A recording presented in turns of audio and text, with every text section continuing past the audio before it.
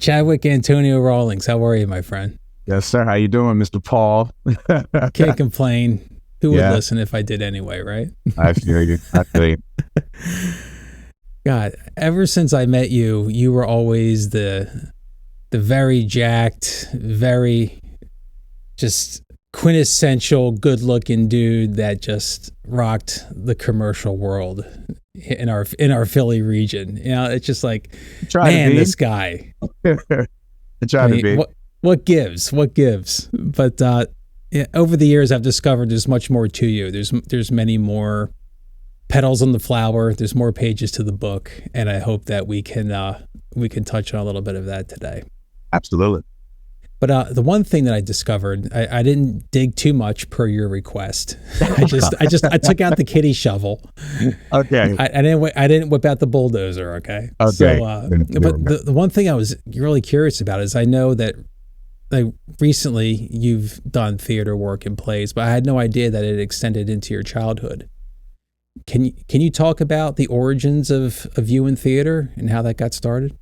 Wow. So I was probably about 7, 8 years old or so, and we did a class trip. If you were good, you know, ish, you got to go on a class trip to go check out this play. Like they would go to a play and then they would go to the zoo. And I was like, I don't want to go to the zoo. I've been to the zoo a bunch of times. I want to go see what a play is. I didn't even know what a play was. So I go there and it was Dr. Jekyll and Mr. Hyde. It was like a musical version or whatever. And after I was blown away. I was blown away. The class had lined up in the theater to go back to the school bus, and I was still sitting there staring at the stage. And then when we walked back, the teacher came, grabbed my arm, and then she like went to walk me back. And I started like singing like some of the songs that I heard, you know, in the show. And she's like, "Oh, you like that, huh, Chadwick?" You know, and I was like, "What is that?" And she's like, "What is what?" I was like, "What is that called?" And she's like, "It's called a play. It's theater." And I was like, "No, what are those people called? What are they doing? Like, what is that?" And she's like, It's called acting. They're actors." And I was like, "I want to be an actor like that." And at that point, it was like done.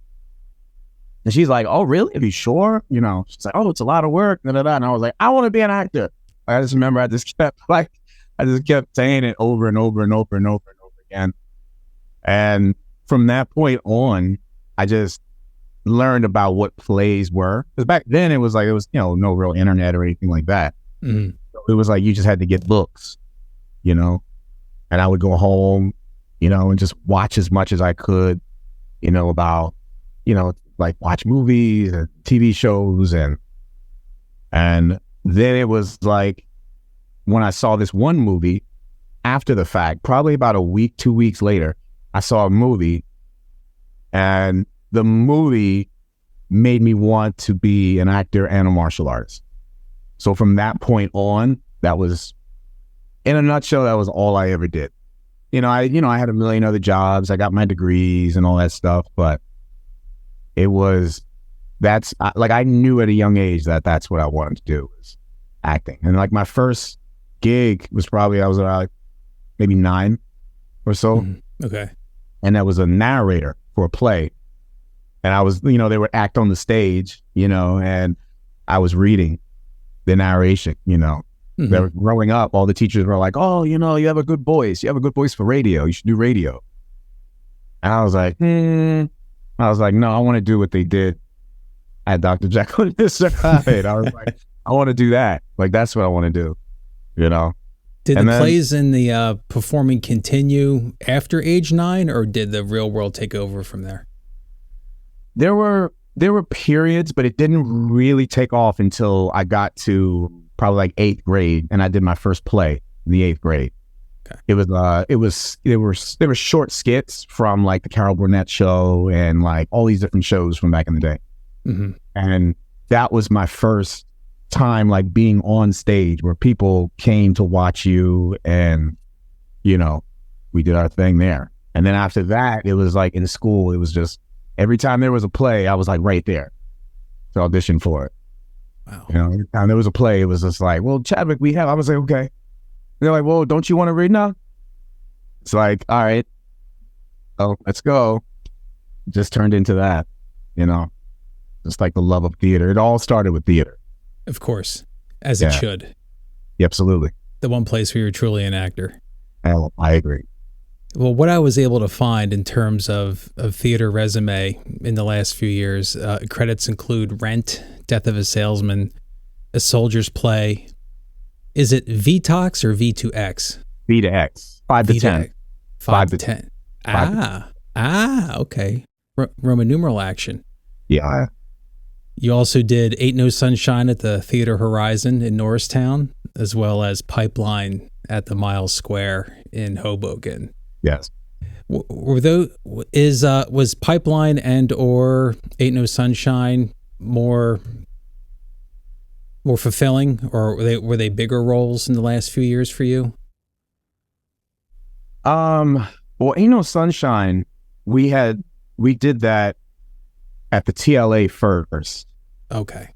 Then it was successful, so they brought it back 2 more different times, 2 different theaters, 2 different runs.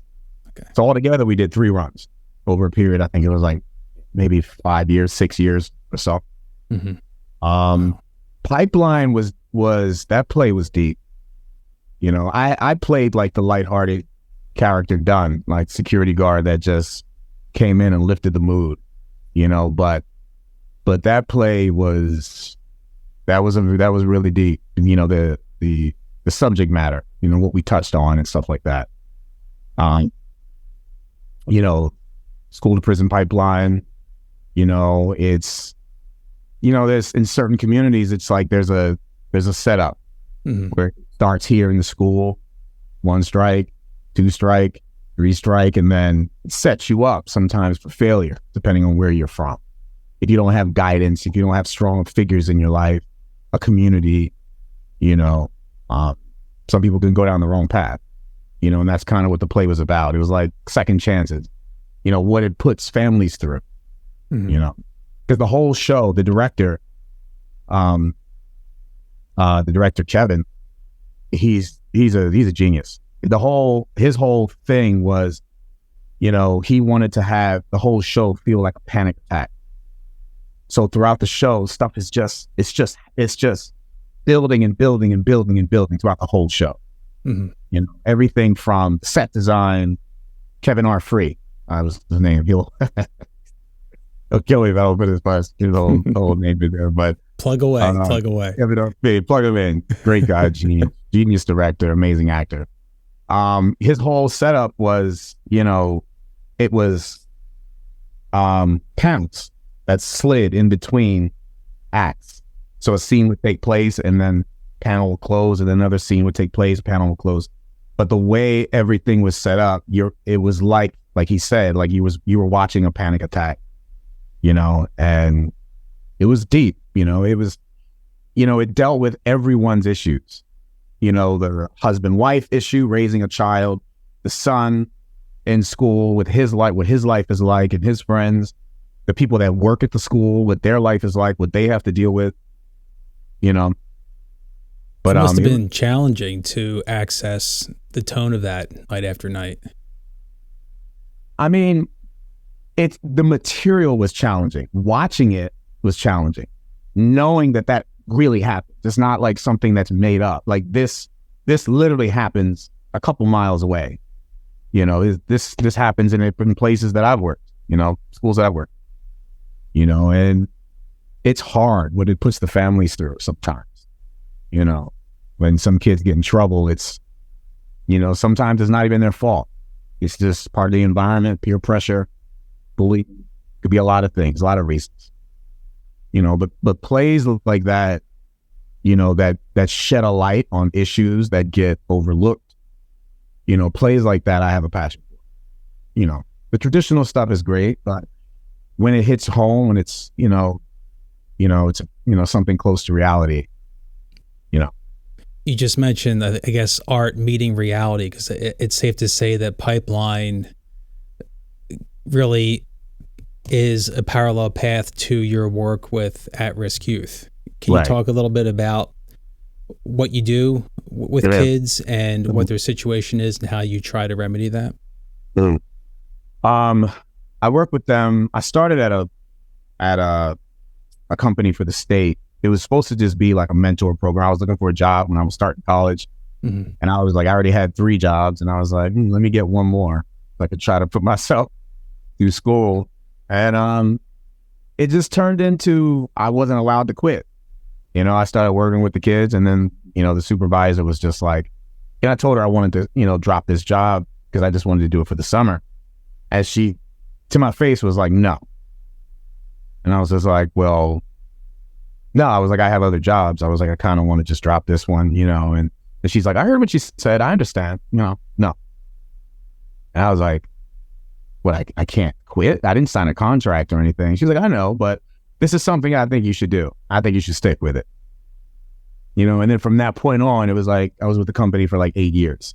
And then I transitioned into other organizations that helped with at-risk youth, So everything from mentorship, life skills, coaching.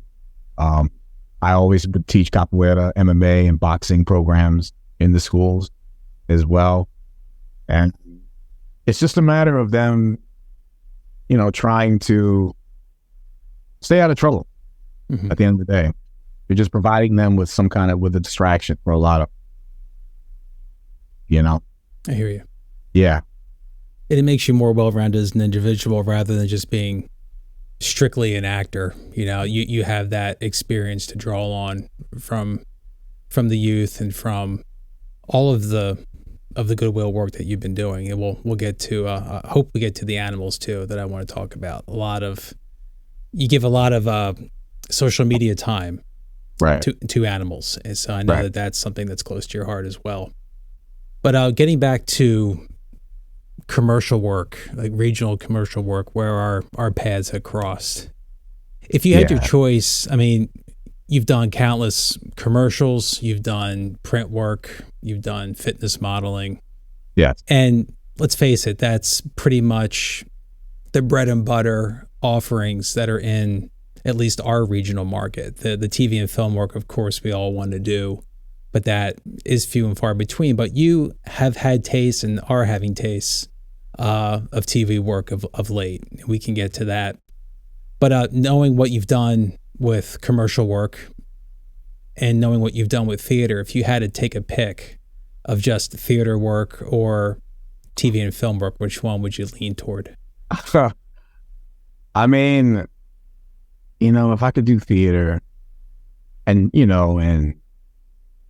make a substantial living with theater, which is just, is very difficult.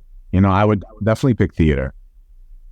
And it's mostly because of the energy that you get. Because as you know as well,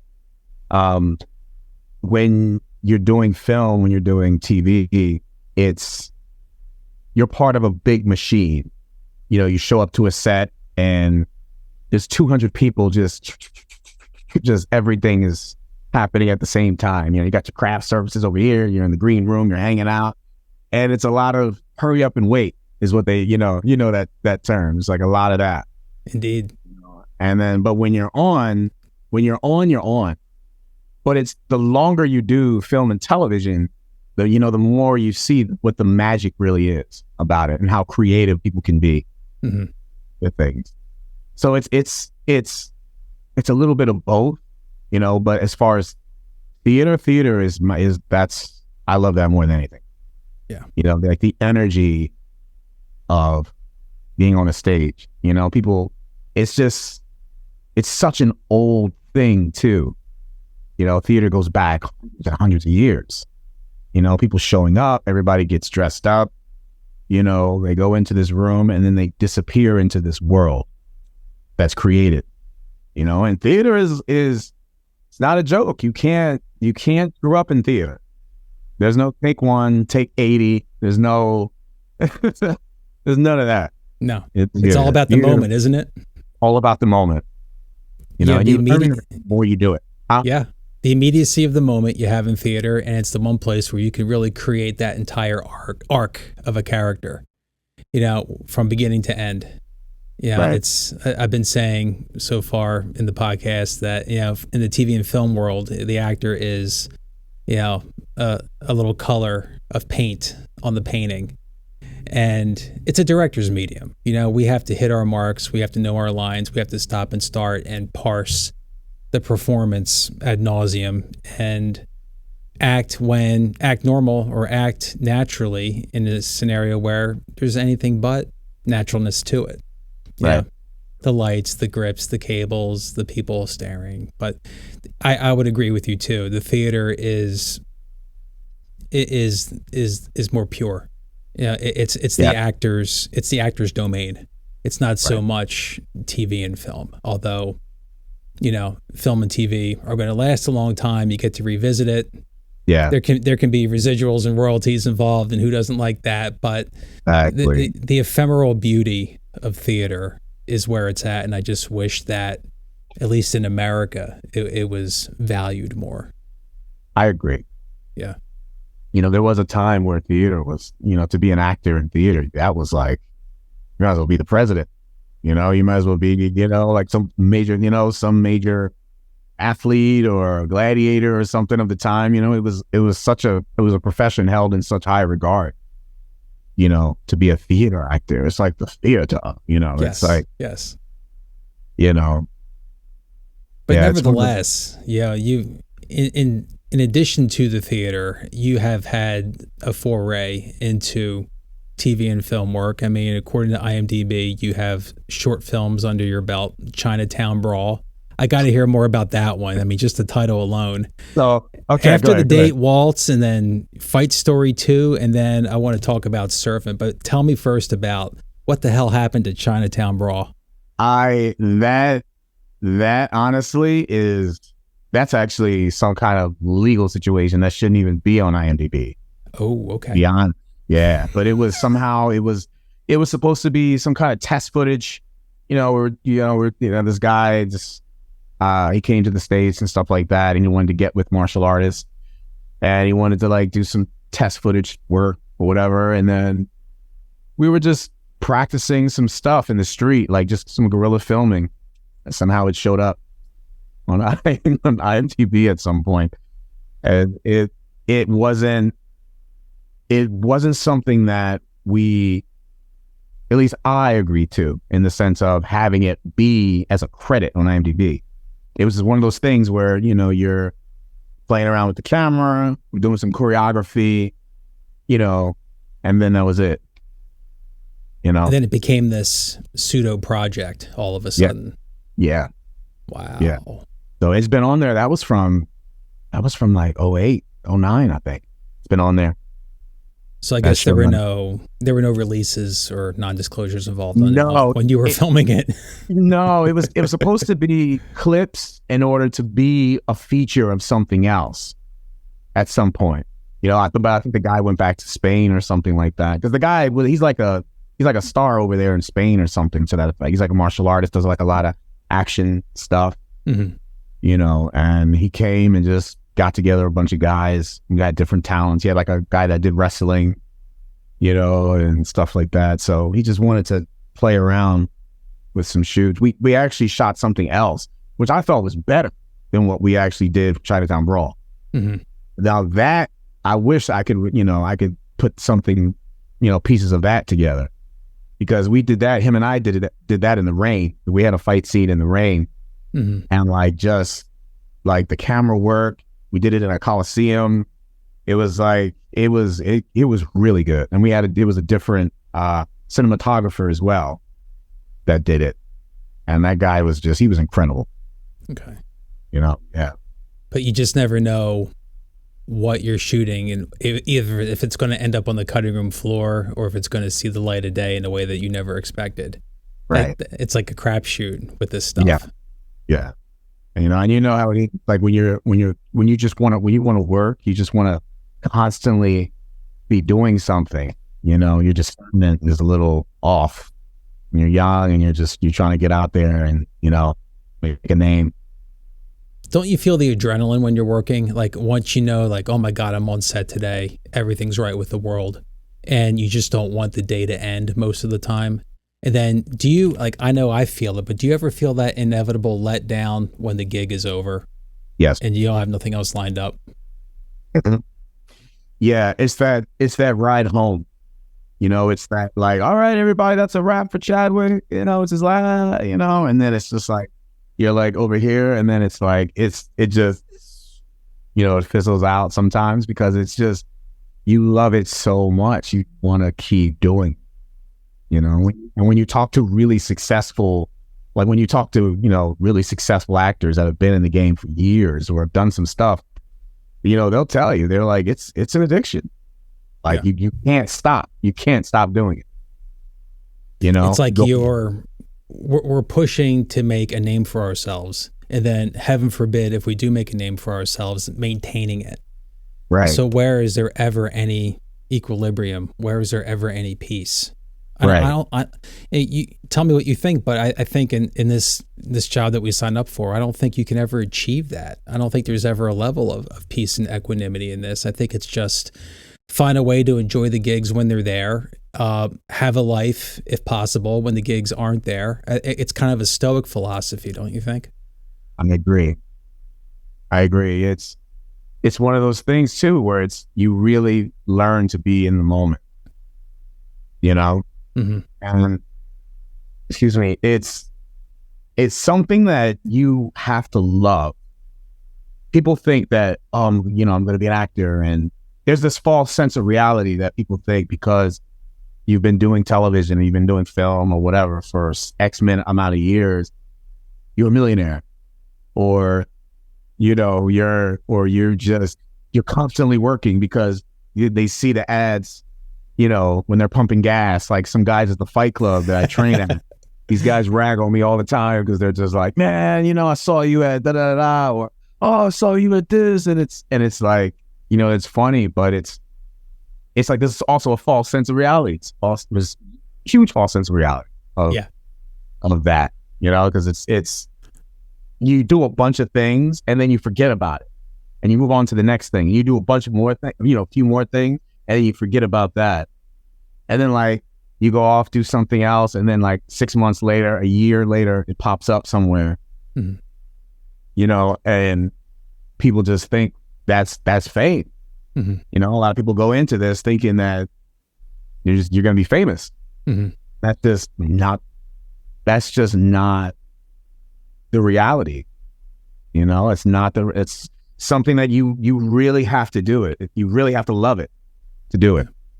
Yeah, people think, oh, you're so busy. I'm like, no, I did that 3 years ago. Yeah. But you just saw it. Yeah. And I knew we were going to get to it. And what we're referring to is Chadwick's Wawa commercial.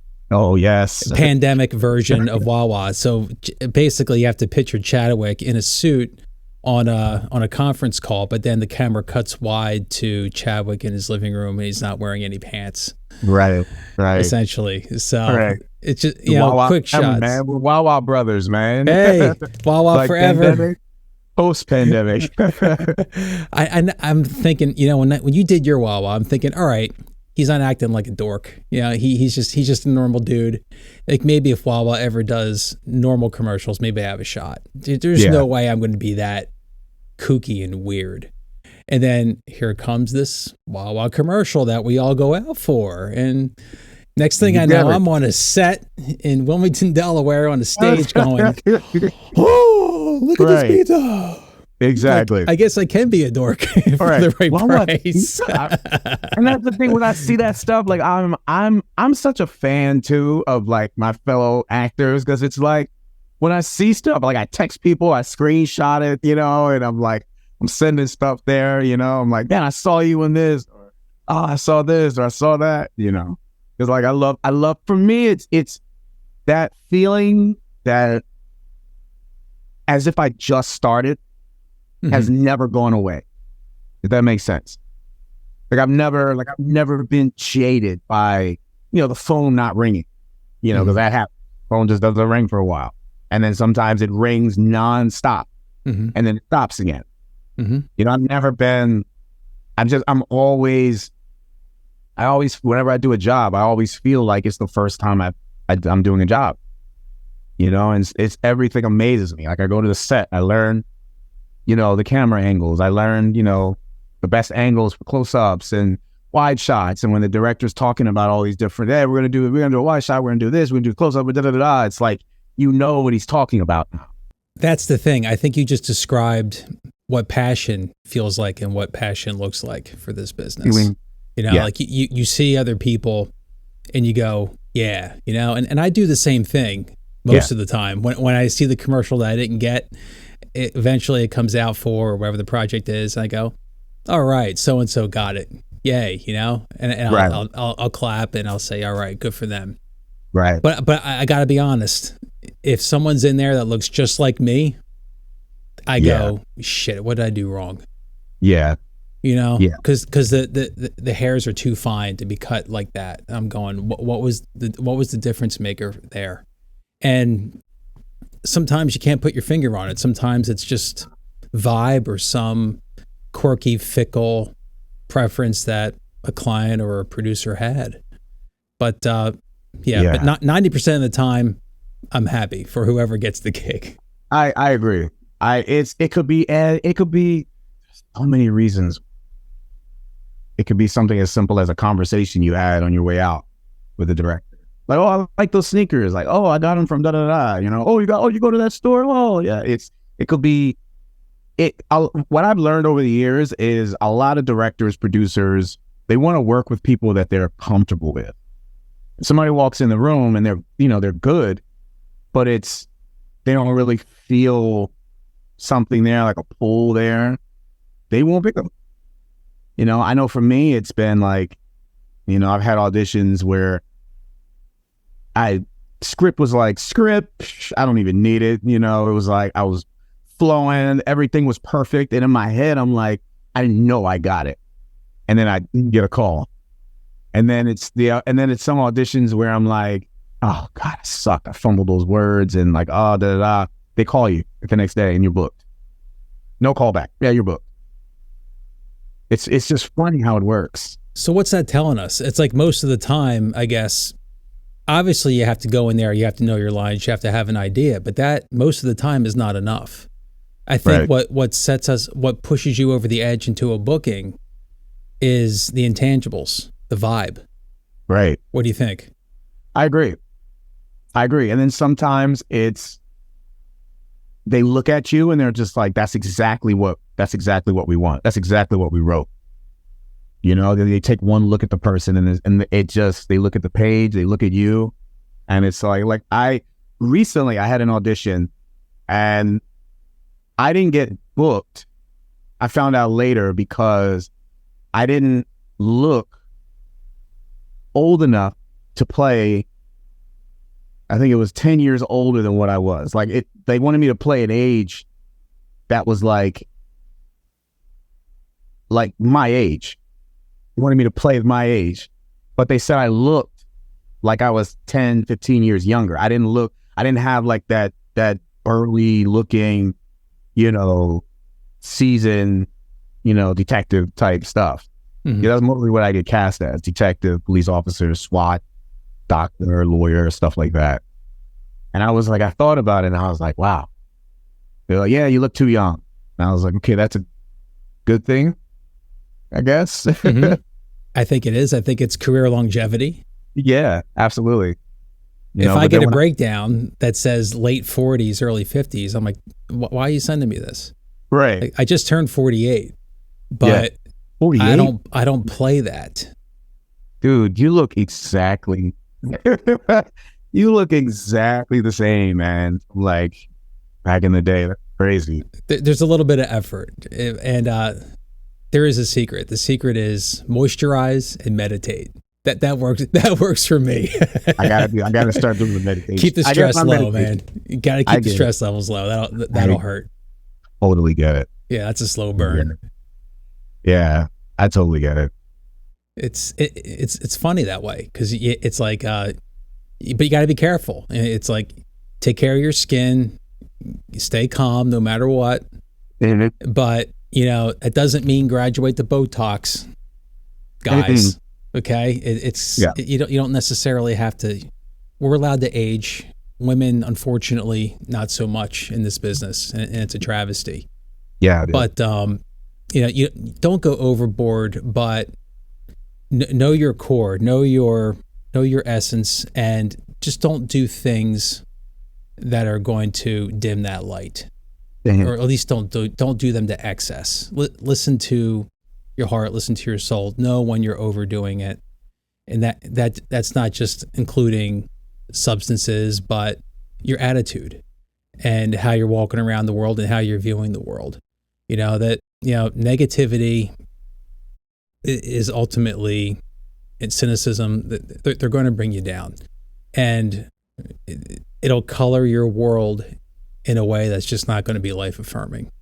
I agree. And I see it happen time and time again with people who, their bodies haven't given up on them yet, but their soul is gone. It's nothing. And that's, and they're walking around like a ghost. And to me, that's a true tragedy. Yeah. For me, it's one of those things where, when I'm working, obviously I take the industry serious. I've been in the industry for a while now, probably since like around 06, 07, like with an agent. But for me, it's, if I don't get it, if I don't get the role, I don't get the role. I'm on to the next. I don't look at it as this is like live or dies, be all end all. If I don't get this, there'll be no other roles. And it's like, no, that's not the case. It's like, right. What's for me is for me. What's for you is for you. What's for him is for him, and her is for her. So if I don't get something, it's like, okay, cool, next. I really wanted that. All right, whatever. Next. Right. It's like, I don't sit on it. I know people that sit on it and it paralyzes them. It's like, oh, that was my chance. That was my one chance. And it's like, have you turned on Netflix lately? Do you see? I get overwhelmed sometimes, and I'm like, I can't. My watch list is like filled like this of all the content that's out there that I haven't even seen yet, and stuff is coming out. All these different streaming services, the movies, TV shows, documentaries. They got there's like a wave of short films, on YouTube, a wave of short films on Netflix. 18-minute films, 15-minute films, which is my next venture that I'm working on, like short films and so forth. But that's important that you just mentioned short films and creating your own content. I think, traditional Hollywood is paralyzed now with guarantees in their content. And by that, I mean intellectual properties. Like, when was the last time we saw anything remotely original come out of Hollywood? And I read thread after thread of industry creatives, and the one common message is creatives have to create their own content. They have to independently produce their own work and market it directly to their own audience. And kids are doing that in short form with TikTok. We're entertaining ourselves with YouTube. God knows my TV viewing, quote unquote, now is just going down very specific YouTube rabbit holes from here and there. It's not network television or cable television anymore, although especially cable makes very fine series. Yeah. But cable now with series is doing what movies used to do. And movies have just been relegated to the MCU and this comic book and that comic book. And because we have to sell to overseas markets, we have to sell to emerging markets, and that's how they know they're going to make their money, and that's how executives know that they're going to keep their jobs. Heaven forbid anything remotely original gets greenlit. But to my point, creatives have to create their own content, market it directly to their audience. And I guess the argument can be made that a independent film, independent content renaissance can happen at any time. And I think we're ripe for that. Yeah. Because now we have the means, we have the tools, and we have the channels to communicate our visions. And maybe in a sense, AI and tools like AI can help facilitate those visions, where a short time from now, you can be in your basement on a computer and you can render your entire movie yourself. You can just storyboard it, visualize it, and create it right there. I just don't know how economically viable that's going to be. Yeah. From your phone. You do it from your, I saw this director, he was talking about, they asked him, how did you make that? It was like a short film. It was like a 5-minute, 6-minute film. And it was car chases and it was fight scenes and so forth. And he was like, oh, I just took my phone and I just went like this with it. Mm-hmm. And it created like that whole, it created like $1 million set from his phone, because that's how they created like a short film in order to sell the major feature later to get the funding for the feature. Mm-hmm. And I was listening to that and I was like, because there's a lot of shows that are out now. Like for example, Bel Air. Bel Air was a show that was created by a guy that made a clip. It's made like a 3-minute trailer or something with a new idea, and then from that, Will Smith and his team, they saw it. And then it was like, we got to get this guy out here, school him out, whatever. And next thing you know, sometime later, they have like Bel Air, phenomenal show. And, there's so many other stories out there like that where just random people just doing stuff with their phone, getting together with their friends, and then next thing you know, they're making major deals, making major moves. There really isn't an excuse anymore, is there? Yeah. That would never have happened. Like 10 years ago, 15 years ago, it was, it would never happen like that. No way. Not with the major studios. No.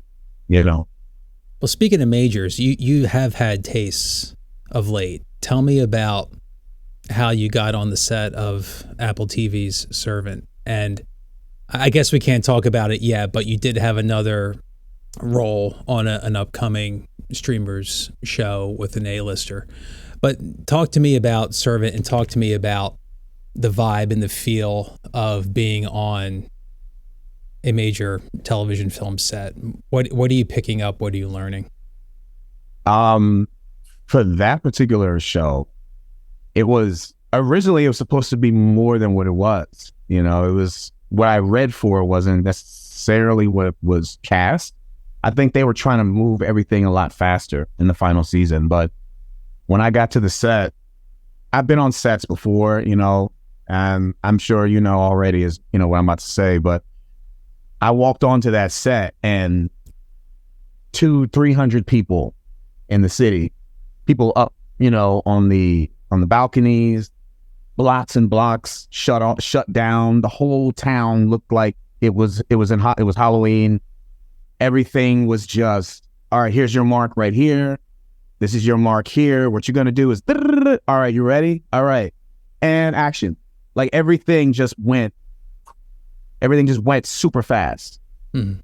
Everything just went fast. They expected you, already know your script or whatever. And that was it. And then they wanted to try something else. They're like, oh, maybe you could, try this. Maybe you can try that, and it's just, I had been on sets before, but when I stepped onto that set and I saw so many people filming this scene, it was like, I was like, wow. I'm looking around and I was like, are these people from the city or this is actual? And it was all people from the show. It was all, like some of the main actors were here. I went inside, the star was in there. He was going over his lines and, it's just when you're in that world, there's no room for like, wow, this is unbelievable. This is incredible. There's no room for that. Mm-hmm. You got to keep that inside. Mm-hmm. Yeah. You know what I mean? You got to hide that. Hide your fandom.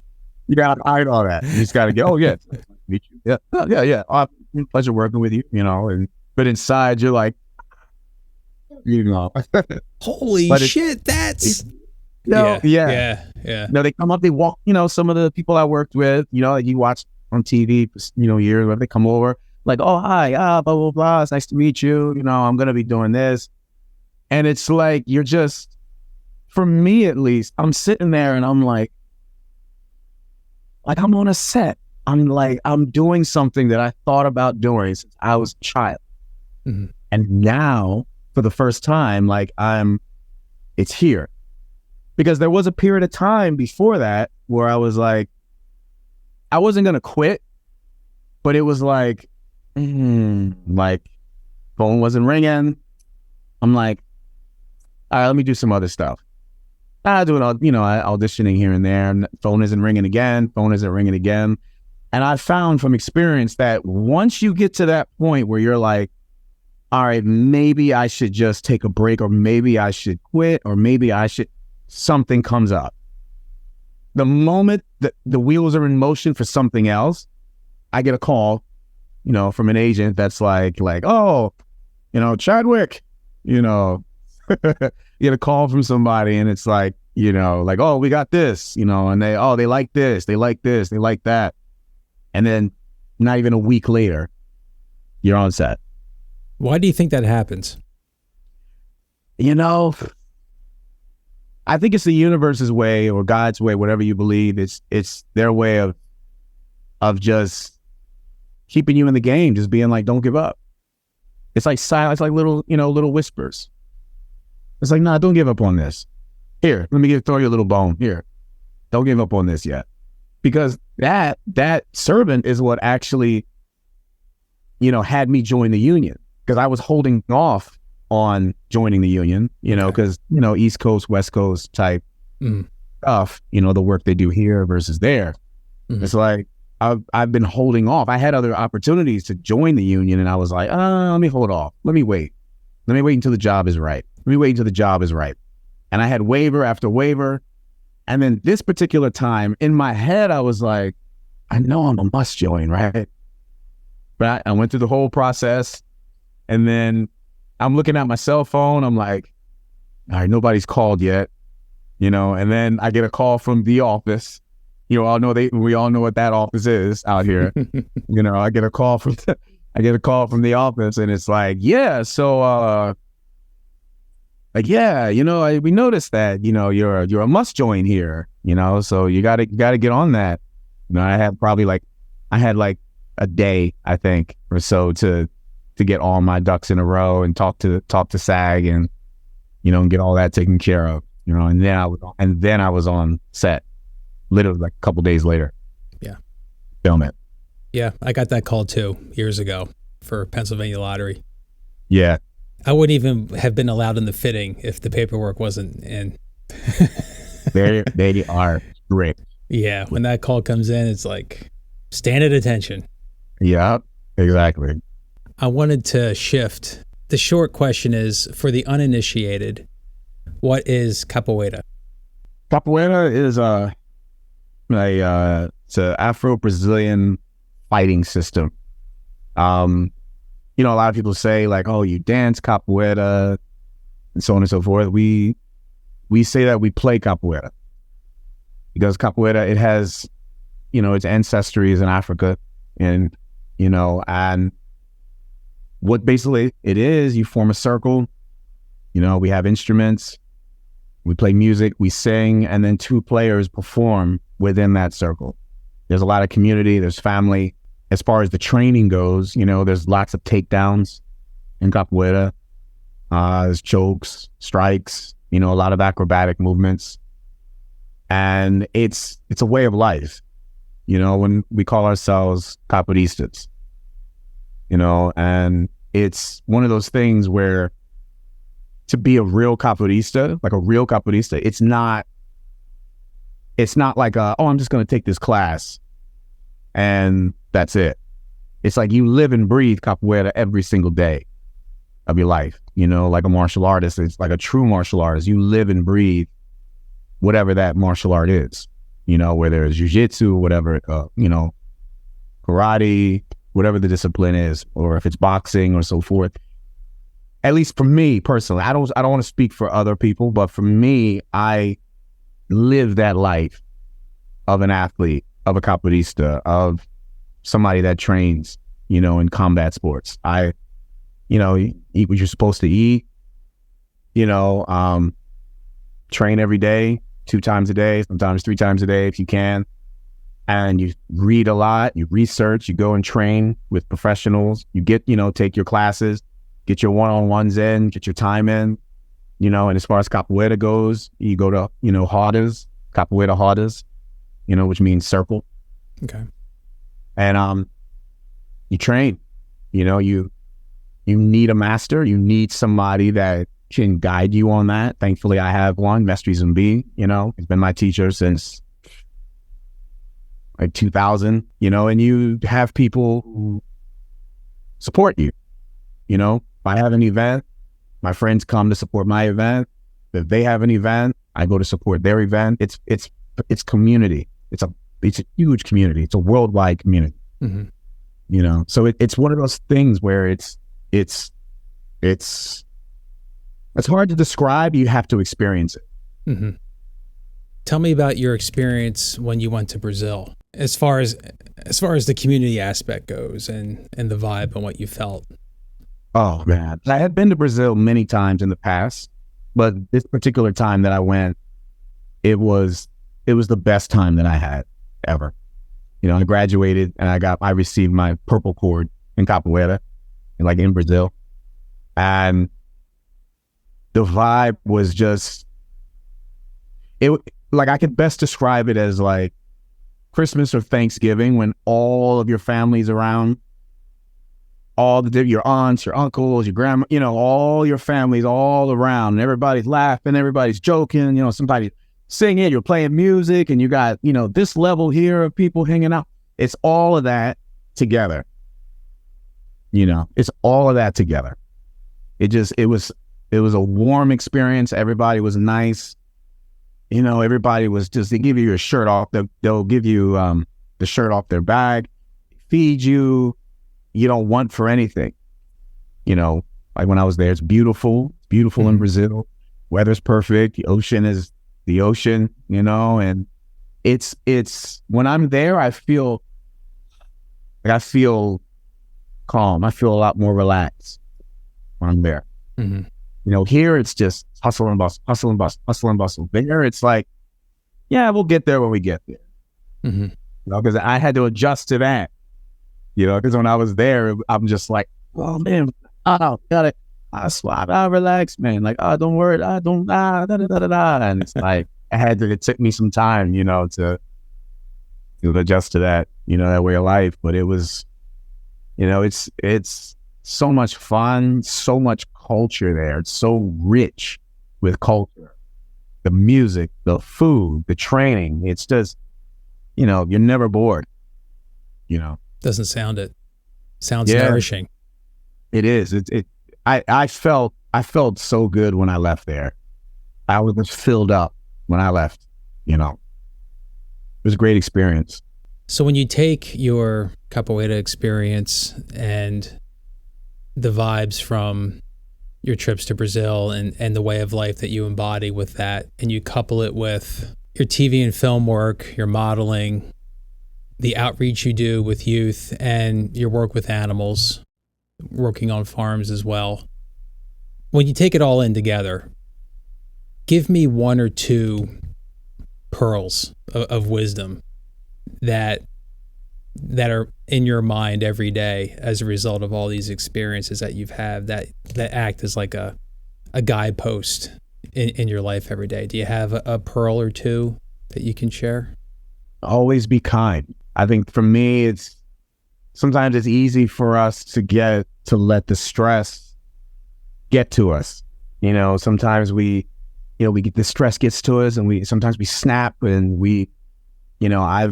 especially this last year, I've been on a personal journey, you know, with my life. My life is very different now than it was not even a year ago. It's like a complete shift of who I was versus now. So for me now, it's just being kind, to everyone. You know, we're all dealing with something. We're all struggling, you know. So for me, I think it's just being kind to animals, kind to that guy that cuts you off and gives you the finger. It's just, I've found that the nicer I am, you know, when people are, you know, being obnoxious or people are being disrespectful, whatever the situation is, I've found nowadays, like, the nicer I am, it's just the easier things are. Mm-hmm. You know, Like, you're in traffic or whatever, like, F you. All right, man. Have a good one. Take care. Like it's just trying to project and put out there just being kind to people, I think, and just trying to be of service, always trying to find a way to just be of service, just trying to help somebody. You see somebody that needs help, instead of doing this, you see something going on, people do this now, instead of, taking action towards something. It's just, I think that's important. I think that's missing a lot. Just people, just be kind, always be courteous, always be kind to people.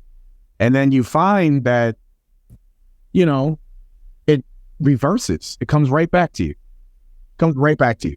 Almost instantaneously. It's just, I just think for me nowadays, like that's where I am in my life. All this stuff is great, but at the end, it's always about family, friends, being kind to people, taking care of your body, and eating right. Everything else, all the other stuff, it really doesn't matter. All the superficial stuff. Like the stuff that people chase, cars and houses and, the jewelry and clothes and all that stuff. It's just, for me, I think some pearls would just be courteous, be kind to people, and be of service to people. Be kind, love people. And I've heard it before, like whenever you're in doubt, the question you always have to ask yourself is, how can I serve? Right. How can I serve this person, this situation? And that'll usually give you the answer that you need. Yeah. People ask sometimes, like, how have things been? And for me personally, like I tell people sometimes what's going on when people ask. I don't, everything's great, everything's fine, because that'd be a lie. There's a lot of, personal things going on, but I tend to say it to people because it allows them to have a different perspective on things. I tell certain people, somebody asked me the other day, like, oh, how's things been? And I told them, and they're just staring at me like this. And I'm like, I'm dealing with this, and this. Well, how are you being so blah, blah, blah? And I'm like, what's the other option? You know what I mean? Yeah. Think about it like that. It's like, you can be this way. You can work towards, being a better person. You work towards healing, or you just suffocate in your own misery. It's like, which one do you want to pick? For me, that's just part of my work. I write as well. Like I'm writing a book, poetry book as well, an autobiography and a poetry book. And, I touch on a lot of that. I touch on a lot of that stuff, about how life can the blows that life can deal you and how you can overcome it. Because, some people, they just, and those people, it's just, they walk into a room and they just bring the energy down with things, in life. And it's just, I don't know. You try not to be that kind of person. You try to be a light for people, because I feel like it can always be worse. Obviously. It can always be worse. You think you got it bad, someone's going to top it. Right. For sure. Yeah. But in any case, I mean, I love your attitude. I love your outlook. It's been a pleasure to learn more about what makes you more well-rounded. It's like you meet people along your journey in one particular facet, in this case, acting and showbiz, but it's the extraneous hobbies and the life outlooks that you get to learn about someone that really makes you connect. And I connected with you from the start years ago, and I sincerely hope that connection will continue. And absolutely, keep it up, keep fighting the fight. And I appreciate you being here, Chadwick Rawlings. I appreciate you, man. I appreciate you a lot, Paul. You're doing a lot of great work. And in a few weeks or so, I'm I would dig in, find out a lot more, man. I'm sure there's some stuff out there. I'm going to be surprised about, when I start this podcast. Always. Yeah, There's always a nugget to unfurl. Always. Namaste, my friend. Namaste.